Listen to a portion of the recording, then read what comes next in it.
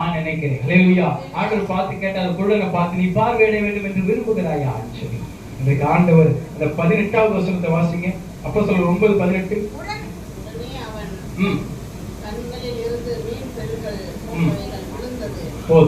உடனே அவன் கண்களில் இருந்து மீன் செதில்கள் போன்றவைகள் விழுந்தது. இன்றைக்கு அநேகர் பார்வையடைய போறாங்க. ஆண்டவர் என்ன சொல்றாரு? ஹல்லேலூயா. ஆவிக்குரிய கண்கள் திறக்கப்பட போகுது. எத்தனை பேர் விசுவாசிக்கிறீங்க? ஹல்லேலூயா. இதுவரையிலும் நீ பார்த்தது இனிமேல் நீ பார்க்க போறது. ஹல்லேலூயா. அந்த கண்களில் உள்ள செதில்கள் விழுந்தது. அந்த செதில் எப்ப விழுந்துச்சுன்னா ஆண்டவர் அவன் மேல கைய வச்சதுனால. ஹல்லேலூயா. அதுவரை அந்த செதில் இருந்துட்டு தான் இருந்தது. உன்னால பார்க்க முடியாது. உன்னால கர்த்தரை என்ன செய்ய முடியாது? பார்க்க முடியாது. ஏன் அப்படின்னா உன் கண்ணுல இருக்கிறது செதில். செதில் விழுகும் கீழே. இன்றைக்கு ஆண்டவர் சொல்றாரு, செதில் நான் புடுங்குறேன் அப்படிங்கிறேன். ஹல்லேலூயா.